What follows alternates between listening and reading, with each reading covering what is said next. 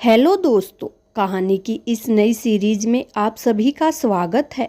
आज की इस कहानी का नाम है बुद्धिमान बेटा। यह एक बहुत ही मज़ेदार कहानी है। यदि आपको हिंदी कहानी देखने का शौक है तो कहानी को पूरा जरूर देखें। एक बहुत ही खूबसूरत राज्य था धनकपुर। राज्य में हर तरफ खुशहाली थी। वहाँ का राजा भैरव सिंह अपनी प्रजा के प्रति बहुत ही वफादार और प्रेम भाव रखने वाला राजा था। उसी राज्य में एक परिवार रहता था जिसका मुखिया कालू चंद था।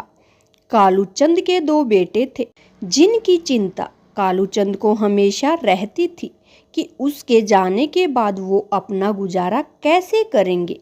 एक दिन कालू चंद को अपने दोनों बेटों के परीक्षण की बात सूझी और उन्हें अपने पास बुलाया। कालू चंद के बड़े बेटे का नाम चमन था। चमन अपने पिताजी से कहता है, पिताजी हमें आपने बुलाया है। कालू चंद कहता है, आओ आओ बेटा, जैसा कि तुम लोग जानते हो अब मेरी सांसें कभी भी थम सकती है। इस आखिरी समय में चैन से मैं मर सकूं, इसलिए सोचा कि मेरे जाने के बाद आप लोग अपनी बुद्धिमत्ता से अपना जीवन यापन कर भी पाओगे या नहीं, मैं अपनी आँखों से यह देखना चाहता हूँ। फिर चमन कहता है, पिताजी अगर आप बुद्धि परीक्षण और इससे संबंधित कार्य करने को कहेंगे तो आप मेरा ख्याल तो अपने मन से निकाल ही दो, क्योंकि मैं तो अपनी पहलवानी में ही खुश हूँ और दिमाग का प्रयोग ना पिताजी, आप छोटे से जो हो पाए करवा लीजिए। यह बोलकर चमन अपनी पहलवानी के सामान को उठाकर अखाड़े में व्यायाम करने चला जाता है। फिर कालू चंद अपने छोटे बेटे से कहता है जिसका नाम रोशन है, बेटा रोशन, चमन तो अपनी पहलवानी से अपना जीवन यापन कर लेगा, लेकिन तुम्हारा क्या होगा। फिर उसका छोटा बेटा रोशन अपने पिताजी से कहता है, पिताजी रोशन ही तो है जो आपका नाम रोशन करेगा। मैं कोई छोटा मोटा काम नहीं करने वाला, राजा का सलाहकार बनूंगा पिताजी। कालू चंद, अरे तुम इतने बड़े बड़े सपने देखना बंद करो भाई और कुछ काम करना शुरू कर दो, ताकि कल को कोई तुम्हें अपनी लड़की दे सके और तुम अपने परिवार का भरण पोषण कर सको। फिर रोशन अपने पिताजी से कहता है, पिताजी बनूंगा तो मैं सलाहकार ही, चाहे कुछ भी हो जाए। कालू चंद कहता है, अच्छा तो फिर दो अपनी बुद्धि का इम्तिहान, ताकि मुझे तसल्ली हो जाए कि तुम राजा भैरव सिंह के दरबार में सलाहकार बनने के लायक हो। रोशन कहता है, हाँ हाँ पिताजी, जो आप कहोगे मैं करूँगा, कहिए। फिर उसका पिताजी कहता है, तुम्हें अपनी बुद्धिमत्ता साबित करने के लिए 3 पड़ाव पार करने होंगे, जिसमें सबसे पहले किसी समझदार लड़की से शादी करनी होगी। रोशन कहता है, इसके बाद क्या करना होगा पिताजी। फिर उसका पिताजी कहता है, दूसरा पड़ाव पहले पड़ाव को पार करने के बाद बताऊंगा, पहले इसे पार करो। रोशन, जैसा आप कहे पिताजी। रोशन घर से बाहर निकल जाता है। कालू चंद यह देख रहा है, बिना काम काज के यह अपनी शादी कैसे रचाता है, सब अकल ठिकाने आ जाएगी। इधर रोशन जमींदार के एक खेत में जाता है तथा जमींदार के खेत में बहुत सी औरतें काम कर रही थी। उनमें से एक सुंदर लड़की को अपने पास बुलाता है और उससे कहता है, आपसे एक बात करनी है, बहुत ज़रूरी है। लड़की कहती है, जी बोलिए, क्या बात करनी है। रोशन, मेरा नाम रोशन है और मैं पास के ही गांव में रहता हूँ, आपसे शादी करने का प्रस्ताव रखना चाहता हूँ। फिर लड़की कहती है, शादी का प्रस्ताव, ये आप क्या बोल रहे हैं, आप क्या काम करते हैं श्रीमान। रोशन कहता है, मैं राज दरबार में सलाहकार नियुक्त होने वाला हूँ।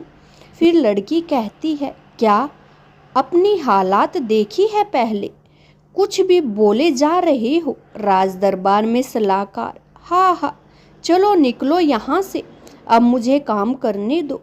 बड़ा आया शादी करने वाला। सभी औरतें वहाँ उसकी बातों को सुनकर हंसने लगी। फिर रोशन कहता है, हाँ हाँ जा रहा हूँ, और देखना मैं सलाहकार बनकर ही लौटूंगा। सब के सब ने मेरी बेइज्जती कर दी, अब मैं क्या करूँ, कुछ और सोचना पड़ेगा। हाँ यही सही रहेगा। रोशन अपने एक दोस्त के पास गया जो उसके गांव में सुनार का काम करता था, और जाकर दोस्त से कहता है, कैसे हो दोस्त। उसका दोस्त कहता है, आप कैसे हो रोशन भाई, कैसे आना हुआ यहाँ। रोशन कहता है, बस यूं ही, मैं बचपन से तुम्हें जानता हूँ, अब बता भी दो। रोशन, अरे मुझे कुछ सोने के सिक्के चाहिए, मैं तुम्हारे शाम तक वापस लौटा दूंगा। फिर दोस्त कहता है, अच्छा शाम तक लौटा भी दोगे, ऐसा क्या करोगे भाई। रोशन कहता है, वह बाद में बताऊंगा भाई, तेरे लिए भाभी लाने का विचार है। दोस्त कहता है, बस कर अब ज़्यादा लंबी मत फेंक, यह ले लेकिन शाम तक वापस लौटा देना। रोशन वहाँ से सिक्के लेकर गांव की ओर गुजर रहा था, तभी उसने देखा कि एक सुंदर लड़की कुएं में पानी भर रही थी। रोशन उसके सामने से गुजरा और एक एक करके सोने के सिक्के डालता गया। लड़की बोली, अरे अरे, इस बेचारे राहगीरी की कमाई तो गिर ही रही है, मुझे इसे बताना चाहिए। अरे अरे सुनो, आपके सिक्के तो गिरते जा रहे हैं। रोशन उसकी आवाज़ को अनसुना करके आगे बढ़ता रहता है। लड़की दोबारा चिल्लाई, अरे भाई सुनो, सिक्के गिर रहे हैं आपके। उस लड़की के मुंह से भाई शब्द सुनकर रोशन गुस्से से रुका और बोला, क्या है, कौन हो तुम, भाई मत कहो मुझे, समझी। लड़की कहती है, अजीब इंसान है, एक तो मदद कर रही हूँ, ऊपर से रोब झाड़ रहा है। रोशन बोला, क्या खाक मदद कर रही हो, मेरी सारी मेहनत पर पानी फिरा दिया। लड़की बोली, अच्छा जी, उल्टा चोर कोतवाल को डांटे। फिर रोशन उस लड़की से कहता है, और नहीं तो क्या, पूरे 2 साल बाद मुझे पसीना आता है, जो धरती पर गिरते ही सोना बन जाता है। अभी बस मुझे पसीना आना शुरू हुआ था कि तुमने मुझे टोक दिया। लड़की कहती है, क्या सच में ऐसा है, तब तो तुम बहुत ही अमीर इंसान होगे, घर गृहस्थी सब बढ़िया होगी, है ना आपकी। रोशन कहता है, नहीं तो क्या, अब जाने भी दो मुझे, कहीं ऐसा मत बोल देना कि मुझसे शादी कर लो। लड़की कहती है, वैसे इतनी भी बुरी नहीं हूँ मैं, आप मुझसे शादी करके अपना घर बसा सकते हैं श्रीमान। रोशन कहता है, नहीं नहीं, ऐसा नहीं हो सकता, मैं जा रहा हूँ, देखो मैं तुम्हारी अर्धांगिनी रहूंगी, मुझे अपने साथ ले चलो। रोशन की तो मनचाही बात हो गई और दोनों ने मंदिर में जाकर शादी कर ली। इसके बाद अपनी पत्नी को लेकर रोशन घर आ गया। रोशन कहता है, पिताजी देखिए, मैं आपके लिए बहू लेकर आया हूँ। कालूचंद सोचता है, अरे तुम्हें लड़की कैसे मिल गई। वह लड़की रोशन के घर को देखकर अचंभे में रह जाती है और पूछती है, क्या आप इस घर में रहते हैं, आप तो बहुत बड़े धोखेबाज हो, आपने मुझसे कहा था कि आप तो बहुत अमीर हो, सब कुछ है आपके पास। फिर रोशन कहता है, अरे भाग्यवान, तुम देखती जाओ, बहुत जल्दी मैं राजा के दरबार का सलाहकार बनने वाला हूँ। लड़की कहती है, हाय मैंने तो अपने कर्म फोड़ लिए, पता नहीं कब बनोगे आप राजा के सलाहकार। फिर रोशन कहता है, पिताजी मेरा अगला पड़ाव क्या है। फिर चंदू अपने बेटे से कहता है, पहले पड़ाव में तो तुमने लड़की को बहला फुसला कर शादी कर ली और पूरा कर लिया, अब दूसरा पड़ाव यह है कि कुछ दिनों में हमारे गांव में डकैती की घटना बढ़ गई है, तुम्हें उन डकैतों का लूटा हुआ सामान यहाँ वापस लाना है। रोशन अपने पिताजी से कहते हैं, क्या पिताजी आप मुझे मरवाना चाहते हो, उन डकैतों से तो बड़े भैया भी पिट कर आ गए थे, फिर मैं भला कैसे उनका सामना कर सकता हूँ। कालूचंद कहता है, मैं नहीं जानता, तुम और तुम्हारा काम। रोशन पूरे राज्य में उन डकैतों के बारे में छानबीन करता है और एक दिन देर से घर वापस आते हुए शमशान घाट के पास कुछ आवाज सुनता है। रोशन चोरी छुपे आवाज सुनने लगता है। वह देखता है कि उस जगह पर डकैत बैठकर आपस में बातें कर रहे थे। डकैत आपस में कहते हैं, अरे उस्ताद, गांव में सबसे सुरक्षित जगह है यहाँ लूट का सारा सामान सुरक्षित रहता है। दिन हो या रात, गांव का कोई भी आदमी यहाँ नहीं फटकता। डकैतों के सरदार कहते हैं, सही कहा, भूत का डर तो लगा रहता है, लेकिन काम धंधा भी तो इन्हीं से चलता है। रोशन मन ही मन सोचता है, अच्छा तो ये सारे डकैत यहाँ पर रहते हैं। अब माजरा समझ में आया। रोशन घर वापस आता है और अपनी पत्नी के साथ बातचीत करके कुछ सलाह करता है। अगले दिन सुबह जब कालूचंद मंदिर की ओर निकल जाता है, तभी पीछे से रोशन की पत्नी ने रोना शुरू किया और रोशन को जमीन पर लिटाकर ऊपर सफ़ेद कपड़ा डाल दिया। रोशन की पत्नी कहती है, अरे मेरे पति को क्या हो गया? अरे कोई इसका दाह संस्कार कर दो, मैं तो बर्बाद हो गई। उसकी आवाज़ सुनकर आसपास के सभी पड़ोसी इकट्ठा हो गए। पड़ोसी, अरे अचानक से रोशन को क्या हो गया? बहुत बुरा हुआ भाई, बेचारे की अभी अभी शादी हुई थी। अरे भाई जल्दी से ले चलो, सूरज ढलने से पहले दाह संस्कार कर देना चाहिए। कुछ लोग अर्थी को उठाकर शमशान घाट पर पहुंचाते हैं। तभी रोशन की पत्नी कहती है, मेरे पति मरने से पहले कह कर गए थे कि जो भी उनका दाह संस्कार करेगा उसका सत्यानाश होगा। पड़ोसी यह बात सुनकर कहने लगे, चलो भैया, हम लोग नहीं कर सकते इसका दाह संस्कार। अजीब इंसान था। सभी लोग उस अर्थी को शमशान घाट पर ही छोड़कर भाग गए। उनके जाने के बाद रोशन की पत्नी एक पेड़ पर चढ़ जाती है। अंधेरा होने पर 5 डकैत वहां पर आए और शमशान घाट पर अर्थी देखकर बोले, अरे यह क्या बला है? इस अर्थी का दाह संस्कार क्यों नहीं किया गया? डकैत अपने सरदार से कहते हैं, उस्ताद पता नहीं, कोई अभागा लगता है जिसे अग्नि भी नसीब नहीं हुई। फिर डकैतों का सरदार कहता है, चलो तो फिर तुम लोग कर दो, जो भी सामान चाहिए लेकर आओ।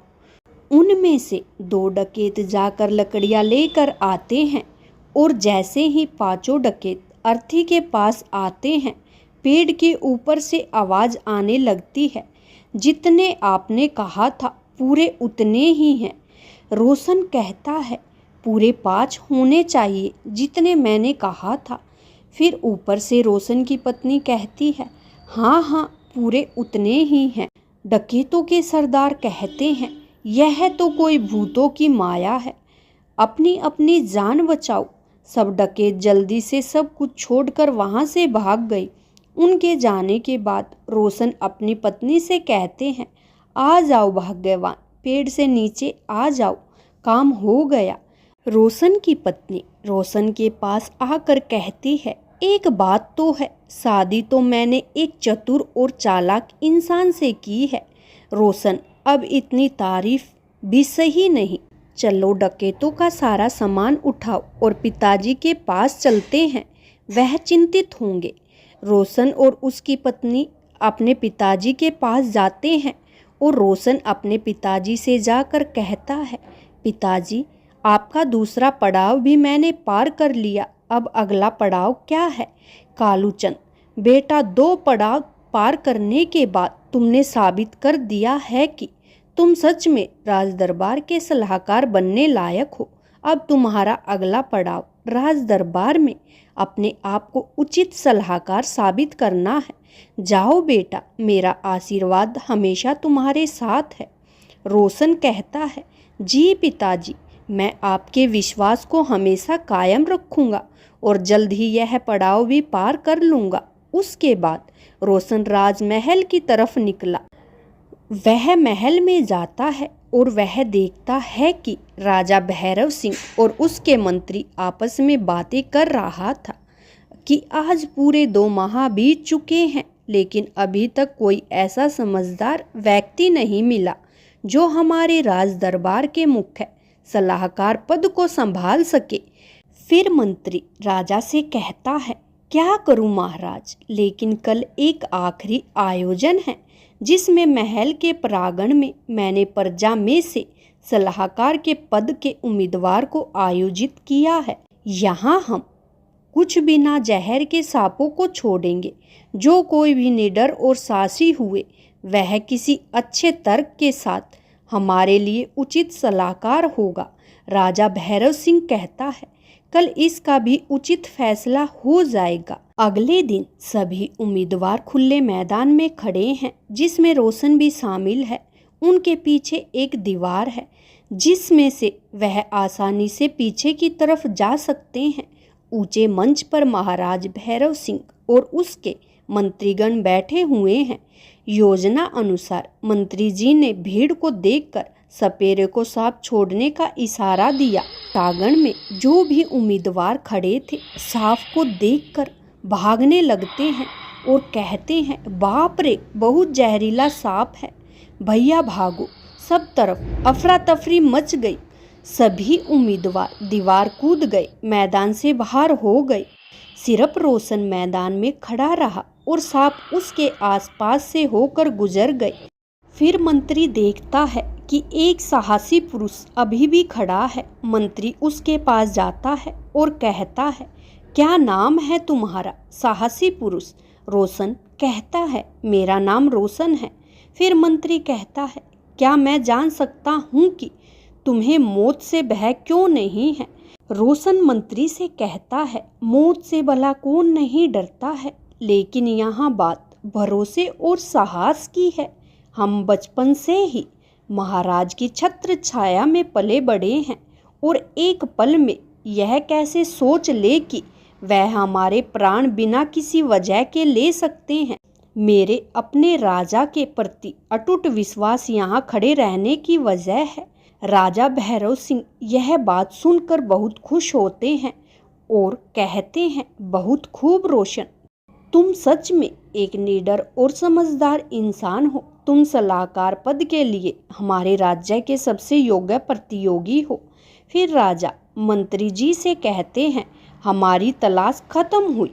रोशन राजा को धन्यवाद कहता है, मेरे बचपन का सपना राज दरबार का सलाहकार होना आज पूरा हुआ।